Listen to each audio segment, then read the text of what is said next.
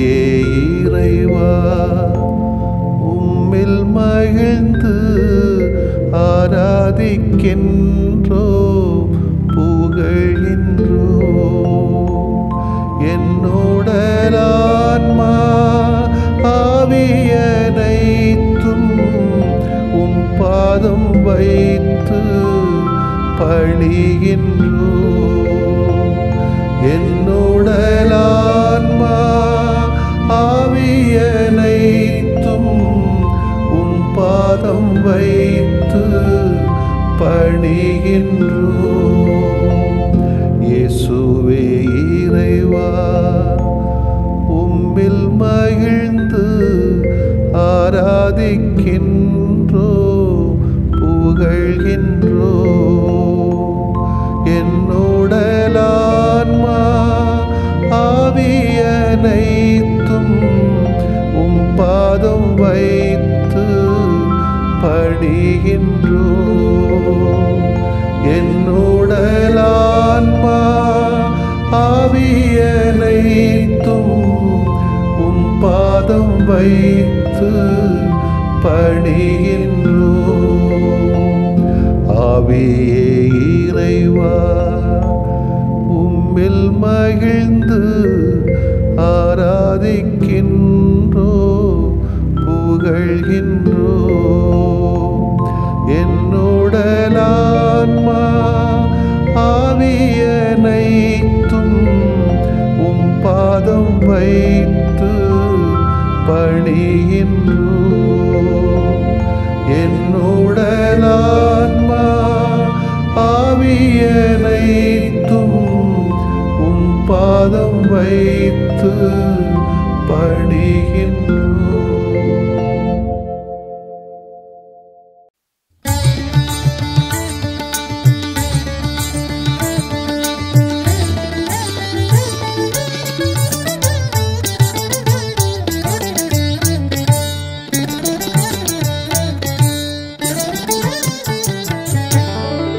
உணவாய் உணவாய் நீ வந்தாய் உறவில் உறவில் நீ கலந்தாய் உன்னை உண்ண நீ தந்தாய் உன்னில் வாழுவேன் உணவாய் உணவாய் நீ வந்தாய் உறவில் உறவில் நீ கலந்தாய் உன்னை உண்ண நீ தந்தாய் உன்னில் வாழுவேன்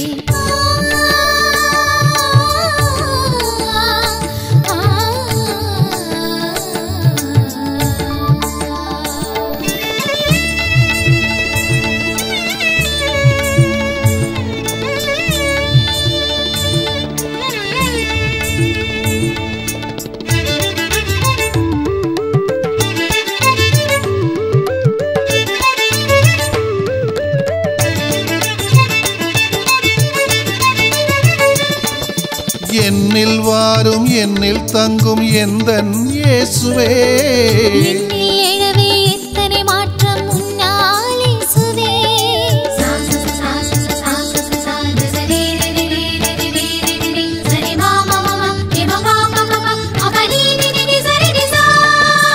என்னில் வாரும் என்னில் தங்கும் எந்தன் இயேசுவே என்னில் எழவே எத்தனை மாற்றம் உன்னால் இயேசுவே எங்கும் என்னையே தினமும் தேற்றும் என்னையே ஈந்தும் வாழ்வையே உன்னை ஈந்தும் வாழ்வையே நாதா அருள்நாதா என்னுள் நீ எழவே நாளும் எந்நாளும் என் வாழ்வு உன்னருளே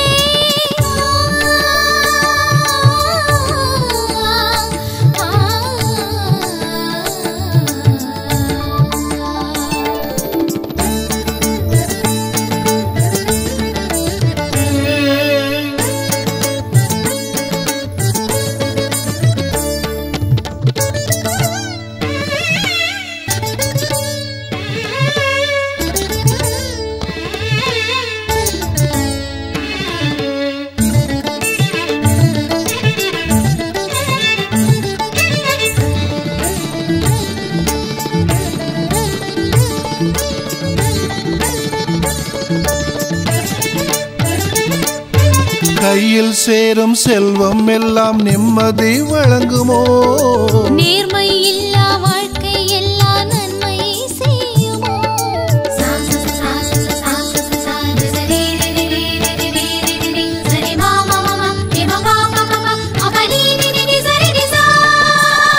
நேர்மையில் சேரும் செல்வம் எல்லாம் நிம்மதி வழங்குமோ? நேர்மை இல்லா வாழ்க்கை எல்லா நன்மை செய்யுமோ? இறங்கும் என்னிலே, என் மேல் இறங்கும் என்னிலே, இதயம் தன்னிலே, முந்தன் இரக்கம் தன்னிலே. நாதா அருள்நாதா, என்னுள் நீ எழவே. நாளும் எந்நாளும் என் வாழ்வு உன்னருளே.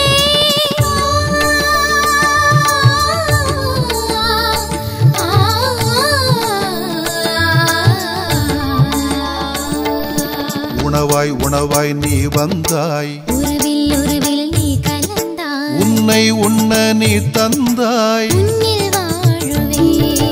உணவாய் உணவாய் நீ வந்தாய், உறவில் உறவில் நீ கலந்தாய், உன்னை உண்ண நீ தந்தாய், உன்னில் வாழுவே.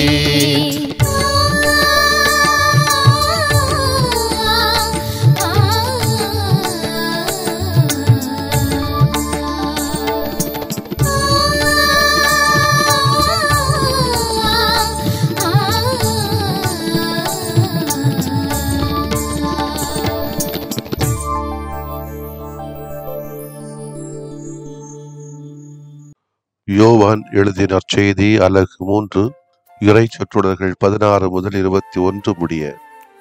அக்காலத்தில் இயேசு நிக்கதேவிடம் கூறியது, தம் ஒரே மகன் மீது நம்பிக்கை கொள்ளும் எவரும் அழியாமல் நிலை வாழ்வு பெறும் பொருட்டு அந்த மகனையே அழிக்கும் அளவுக்கு கடவுள் உலகின் மேல் அன்பு கூர்ந்தார்.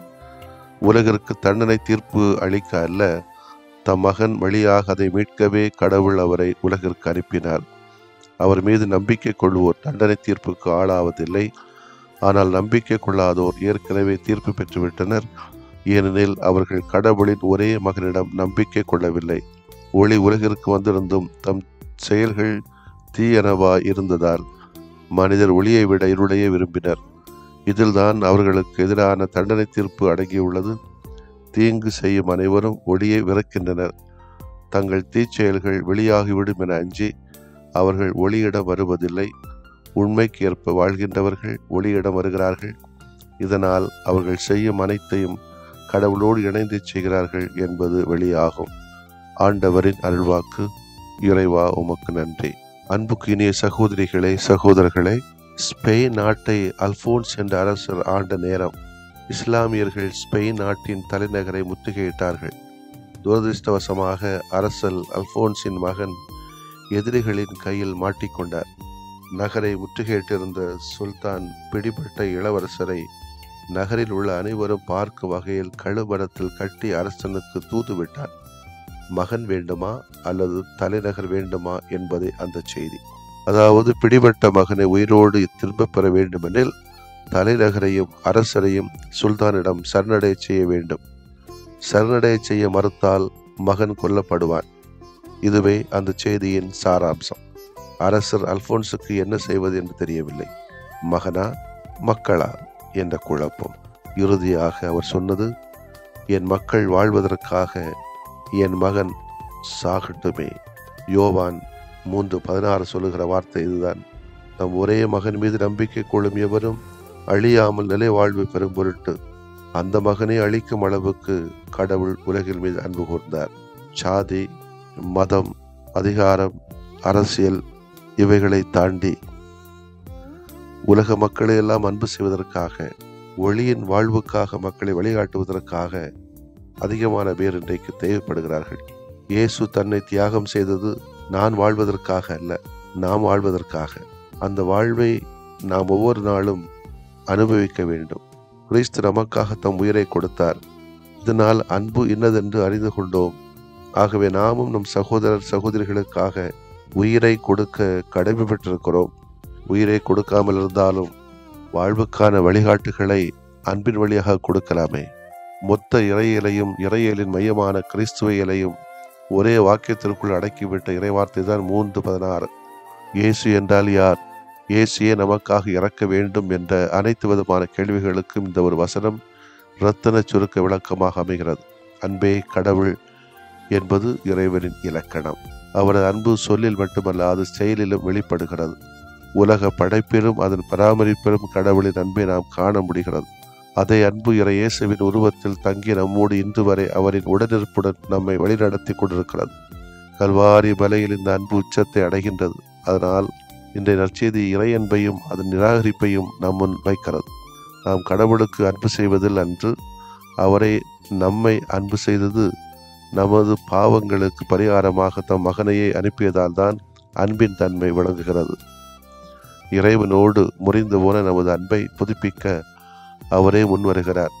எலும்பு முறியாத ஆட்டுக்குட்டியாய் தன்னையே தகன பலியாக்கினார். நாமும் அவரது அன்புக்கு பதில் அன்பு காட்ட வேண்டும். அந்த அன்பு அவரது கட்டளைகளை செயல்படுத்துவதில் காட்டப்பட வேண்டும். நீங்கள் என் மீது அன்பு கொண்டிருந்தால் என் கட்டளைகளை கடைபிடிப்பீர்கள் என்பது இயேசுவின் வாக்கு. முடிந்தவரை நம்மை கடந்து பிறரை அன்பு செய்ய முயற்சி எடுப்போம். கடினம்தான், எளிதானது அல்ல. இருப்பினும் ஓரளவேனும் முயன்று பார்ப்போம். இதுதான் கடவுளின் அன்பு. மன்றாடுவோமாக. அன்பே உருவான ஆண்டவரே, உம்மை போற்றுகிறோம். எங்கள் ஆன்மாவின் ஆழத்தில் புதைந்திருக்கின்ற இருளின் நாட்டத்தை உமது அன்பினால் அகற்றிவிட்டு உமது ஒளியால் எம்மை நிரப்புவதற்காய் நன்றி செலுத்துகிறோம்.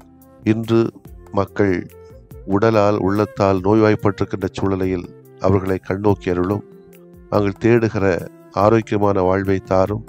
பலவித எண்ணங்களோடு நோக்கங்களோடும் தேர்வுகளுக்காக தங்களை தயாரிக்கின்ற பிள்ளைகளுக்கு நல்ல வெற்றி வாய்ப்பை தாரும். நாங்கள் விரும்பி தேடுகிற ஒளிமயமான வாழ்வுக்கு எங்களை நாங்கள் அர்ப்பணித்துக் கொள்ள தேவையான வீரத்தையும் தெளிவையும் உற்சாகத்தையும் தாரும். ஆமென்.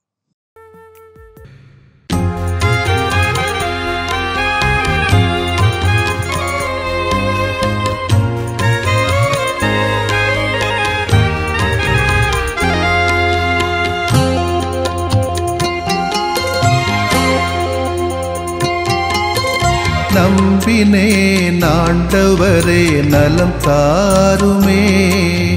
நம்பினேன் ஆண்டவரே நலம் தாருமே.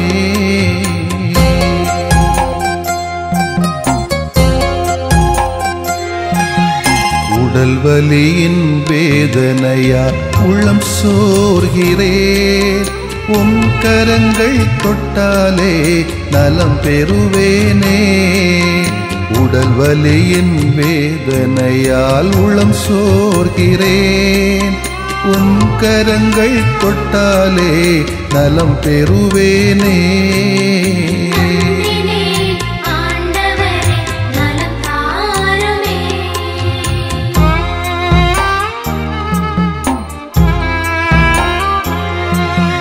தீராத தலைவலியால் நிலைகுலைகின்றேன். தலைவாவும் பாதத்திலே தலை சாய்க்கிறேன். தீராத தலைவலியால் நிலைகுலைகின்றேன். தலைவாவும் பாதத்திலே தலை சாய்க்கிறேன்.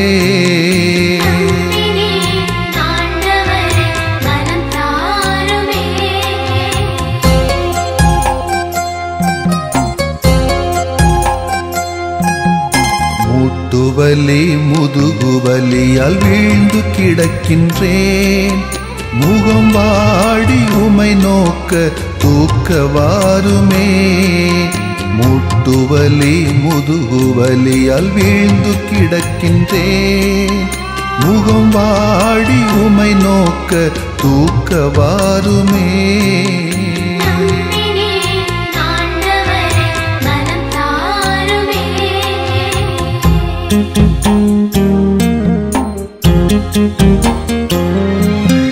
நுரையீரல் இதய நோயால் நொந்து தளர்கிறேன்.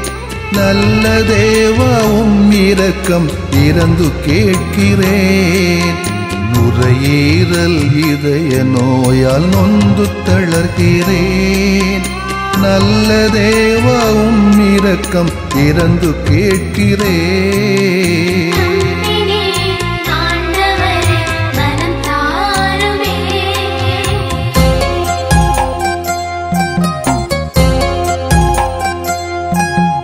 பார்வையும் செவித்திறனும் குறைய காண்கிறேன். பாசமான தெய்வமே என்னை பாருமே. பார்வையும் செவித்திறனும் குறைய காண்கிறேன். பாசமான தெய்வமே என்னை பாருமே.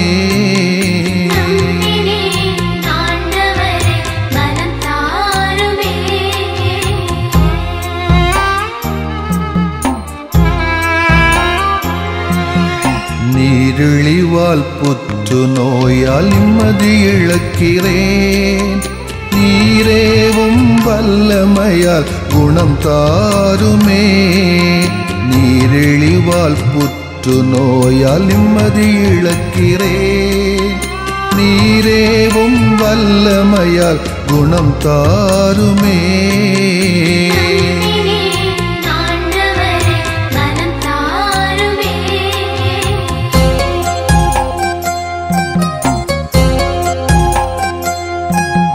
வாட்டும் நோய்கள் அனைத்தும் பாதம் ஒப்படைக்கிறேன். வல்ல தேவா ஒரு வார்த்தை சொல்லி தேற்றுமே. வாட்டும் நோய்கள் அனைத்தும் பாதம் ஒப்படைக்கிறேன். வல்ல தேவா ஒரு வார்த்தை சொல்லி தேற்றுமே. நம்பினேன் ஆண்டவரே நலம் தாருமே. நம்பினேன் ஆண்டவரே நலம் தாருமே. நம்பினேன் ஆண்டவரே நலம் தாருமே. நம்பினேன் ஆண்டவரே நலம் தாருமே.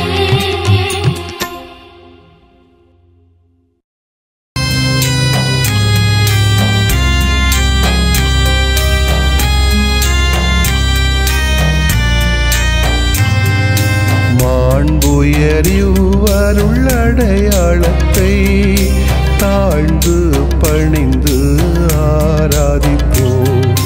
பழைய நியம முறைகள் அனைத்தும் இனி மறைந்து முடிவு பெறுக. புதிய நியம முறைகள் வருக. புலன்களாலே மனிதன் இதனை அறிய இயலா. குறைகள் நீக்க நம்பிக்கையின் உதவி பெறுக.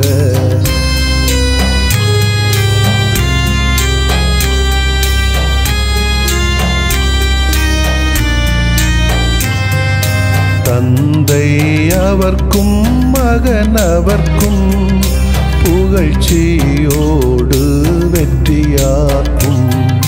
மீட்பின் பெருமை மாட்சிமையோடு வலிமை வாழ்த்து யாவுமாக. இருவரிடமாய் வருகின்றவராம் தூய ஆவியானவர்க்கும் அளவில்லாத சமப்புகழ்ச்சி என்றுமே உண்டாகுக. ஆமென். வானின்று அவர்களுக்கு அப்பமளித்தீரே. இனிமையெல்லாம் தன்னகத்தில் கொண்ட அப்பம் இதுவே. மன்றாடுவோமாக. இறைவா, இந்த வியப்புக்குரிய அருளடையாளத்திலே உம்முடைய பாடுகளின் நினைவை எங்களுக்கு விட்டு சென்றீ. உம் திருவுடல் திருரத்தமாகியவற்றின் தூய மறைவருளை வணங்கும் நாங்கள் உமது மீட்பின் பயனை இடைவிடாமல் துய்த்து உணர்ந்து மகிழ அருள்வீராக. தந்தையாகி இறைவனோடும் தூய ஆவியாரின் ஒன்றிப்பில் இறைவனா என்றென்றும் வாழ்ந்து ஆட்சி செய்கின்ற உம்மை மன்றாடுகிறோம்.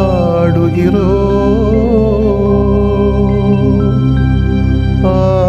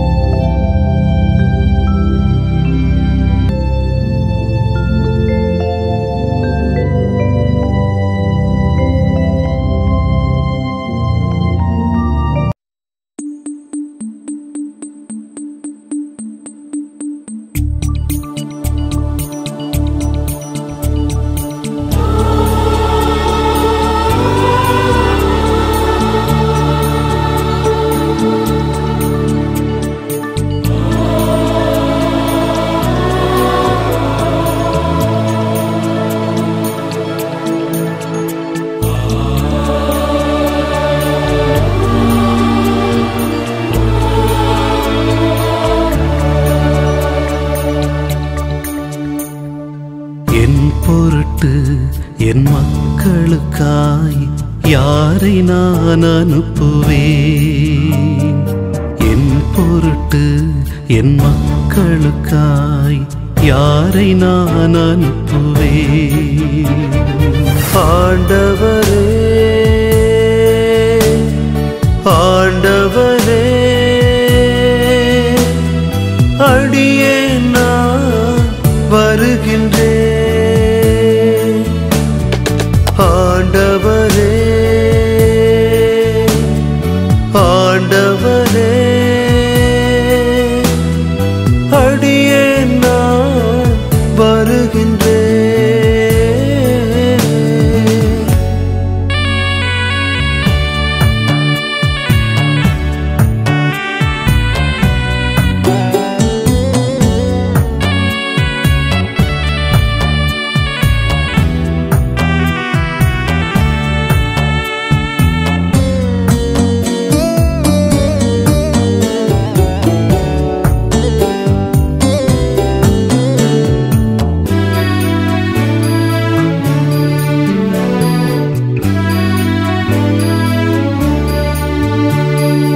எனக்கென உன்னை நான் தேர்ந்து கொண்டேன், என் பணியாற்றவே. என் பரிசாய் என் பாசம் தந்தேன், என்றும் நான் உன்னோடு. ஆண்டவரே, ஆண்டவரே, அடியேன் என்னை அனுப்பி வையும். ஆண்டவரே, ஆண்டவரே,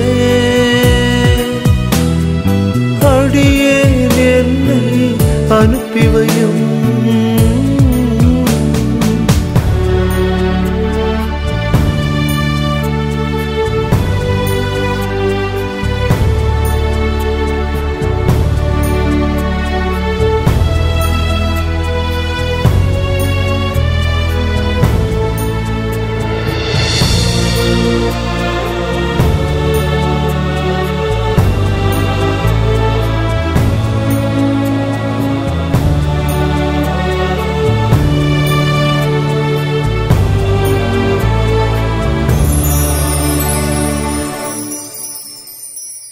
இனம் மொழி நாடு என அனைத்தும் இருந்திடும் புது புதிராய், புதியன பலவும் பூமியிலே புரிந்திடும் அருள் பலம் நான் தருவேன். ஆண்டவரே,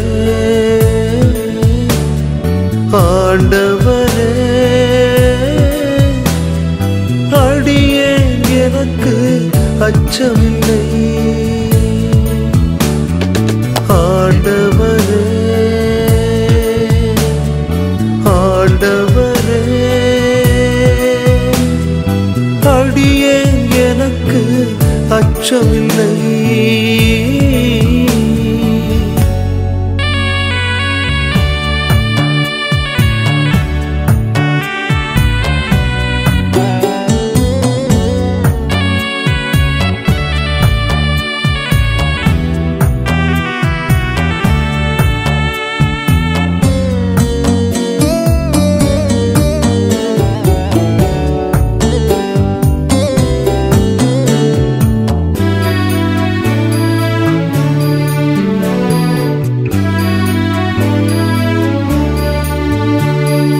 என் மனநிலை நின்று உழைக்கையிலே எதிர்ப்புகள் எழுந்து நிற்கும்.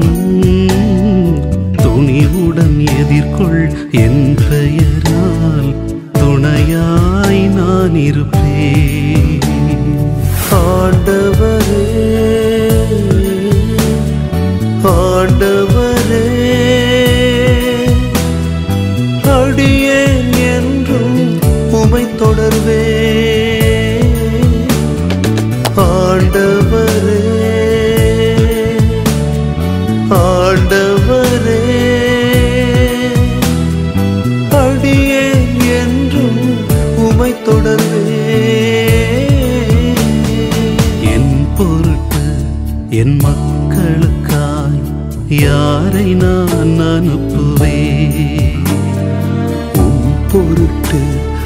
மக்களுக்காய் என்னை அனுப்பி வையும்.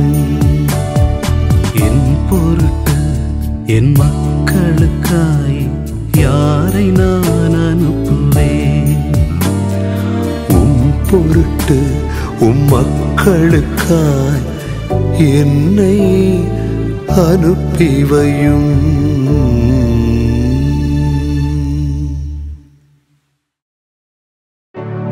நிலையான புகழுக்குரிய தூய இறை நன்மைக்கு எல்லா காலமும் தொழுகையும் புகழும் போற்றியும் ஆட்சிமையும் உண்டாக கடவது. போற்றியும் ஆட்சிமையும் உண்டாக கடவது.